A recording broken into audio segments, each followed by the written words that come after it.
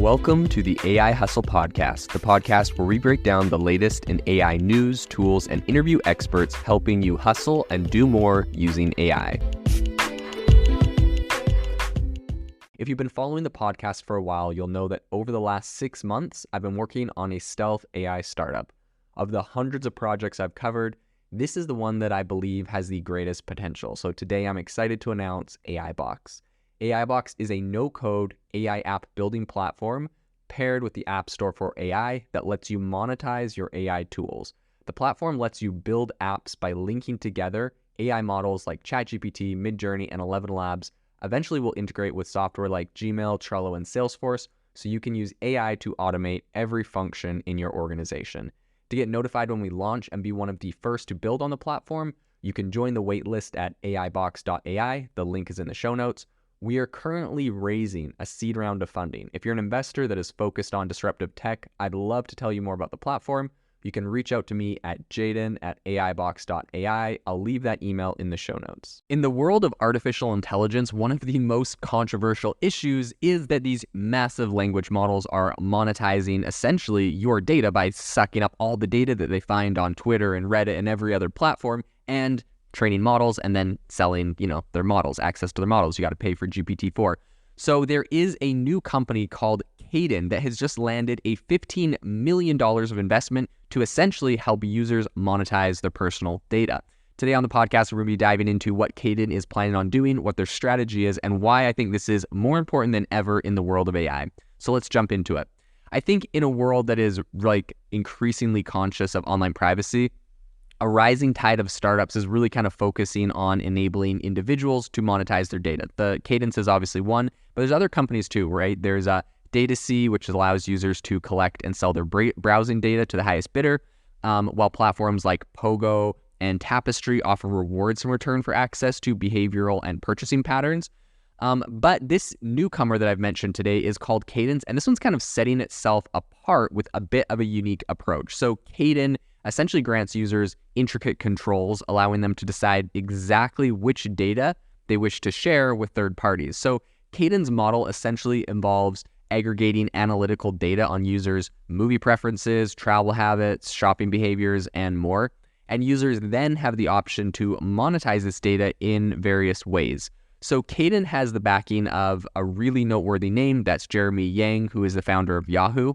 And the concept for Kadin was sparked by John Rowe's observation on the evolving online privacy landscape. So Rowe, who successfully sold his private startup Acta to Salesforce in 2015, noted in an email interview with TechCrunch that he recently did, he said, quote, "For 25 years, users have exchanged their personal data for free services and access to apps and websites. I envision a future where users would be at the heart of this data exchange rather than being passive participants." This is really interesting, and actually I think it goes one other anecdotal or interesting anecdote on this is the fact that Facebook tried doing a play a while back, if you remember, where essentially they had an app that was on iOS. This was shortly after iOS kind of banned Facebook from tracking what users were doing across their phone. If they weren't actively using Facebook, Facebook wasn't able to essentially track everything they were doing on their phone as they previously were able to. And in response to this, Facebook, I'm not sure if they started or if they acquired essentially a company that would give you, $20 gift cards and rewards to allow them to track you. And there was a bunch of different stuff you could do there. iOS did not like it, kicked the app off of the App Store. There was a whole debacle about it, right? This was kind of in the Facebook versus Apple feud that went on around privacy. Now, it's interesting for me to see kind of a whole new version of this where essentially these startups are allowing you to monetize your own data, but Facebook kind of was letting you do that before, right? They would give you little rewards. There's a couple others doing it. So I'm curious to see what the big differences here are and if these will succeed where Facebook previously failed in this regard. So I think one thing to take note of is the fact that privacy laws definitely have multiplied. In 2023 alone, almost 140 consumer privacy bills were introduced or contemplated across over 25 states, including Puerto Rico. And as per the National Conference of State Legislatures, that's where we got all that data from. But I think the other thing that's really interesting is that while international legislations like the EU's GDPR And then there's also some domestic laws like the California Consumer Privacy Act, which essentially are set up to protect users' rights against unwanted data tracking and sales.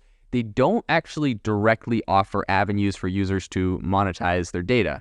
So ROA recently emphasized Hayden's uniqueness in this space, saying, quote, "Our core offering empowers users to control their data, rewarding them if they share it with a trusted third party."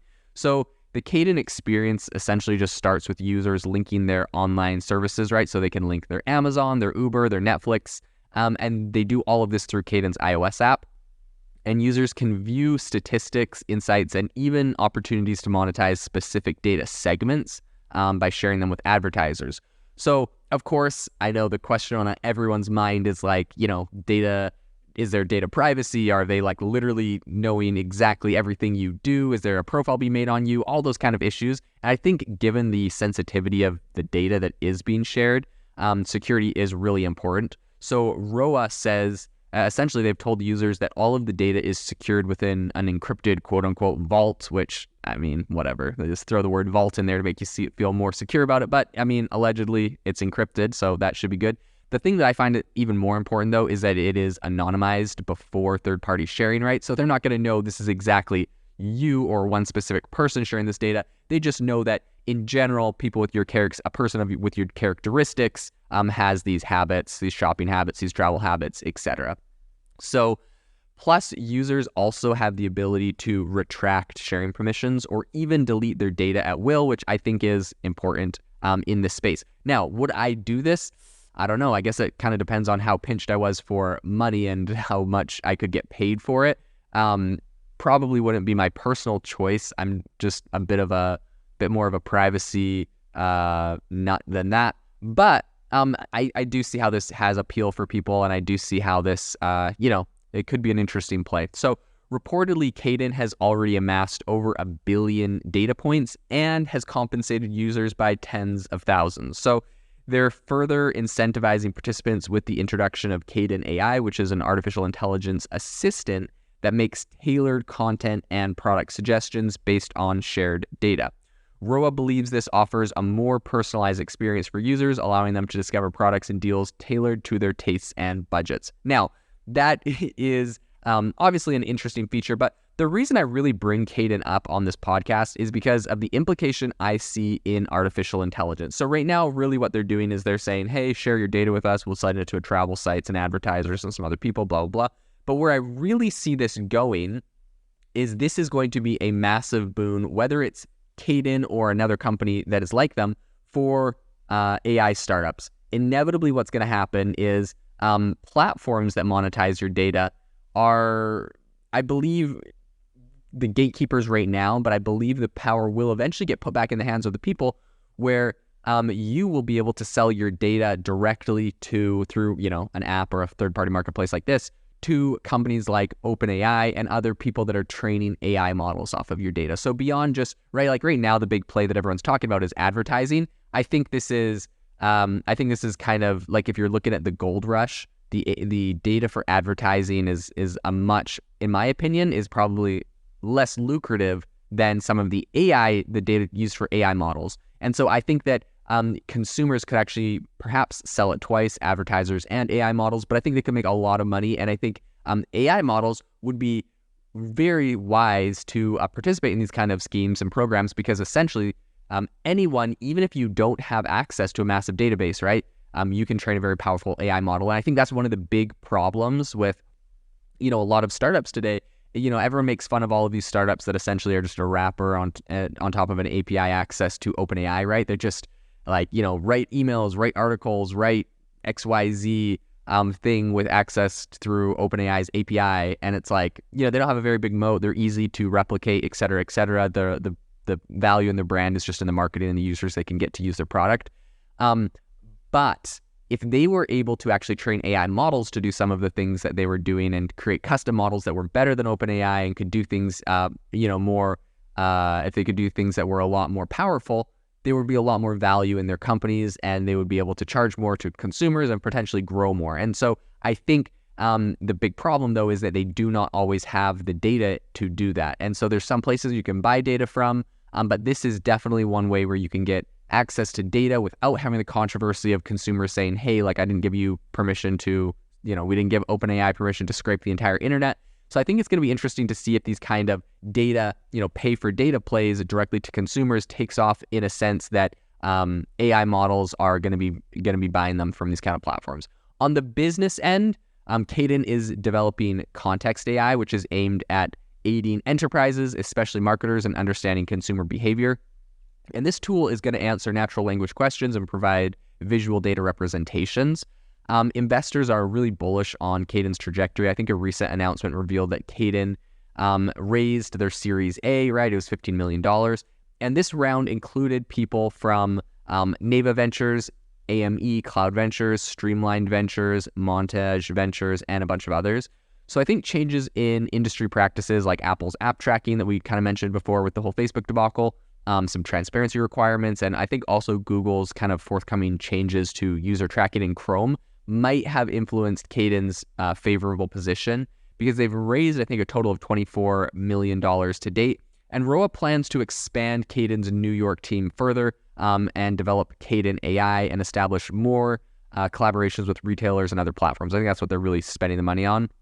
And this is what he said specifically about their value proposition, quote, "We offer one of the most sought after assets in the enterprise, ethically sourced first-party data." So I think while marketers might be drawn to platforms like Kadin, I think it remains to be seen if users are going to follow suit, right? Obviously, this is very valuable for marketers and AI platforms. So it's going to be interesting to see how many users they're actually able to attract, how lucrative that offer of payment for data is, and if they're able to really grow this and expand this in a viable way. If you are looking for an innovative and creative community of people using ChatGPT, you need to join our ChatGPT creators community. I'll drop a link in the description to this podcast. We'd love to see you there, where we share tips and tricks of what is working in ChatGPT. It's a lot easier than a podcast, as you can see screenshots, you can share and comment on things that are currently working. So if this sounds interesting to you, check out the link in the comment. We'd love to have you in the community. Thanks for tuning in to the AI Hustle podcast. If you could do us a massive favor, we would really, really appreciate it if you could leave us a review wherever you get your podcasts. This helps people find the podcast. It helps people know this is a good place to go. And we would really, really appreciate it, as it helps us continue to bring on incredible guests and share incredible content for you to listen to.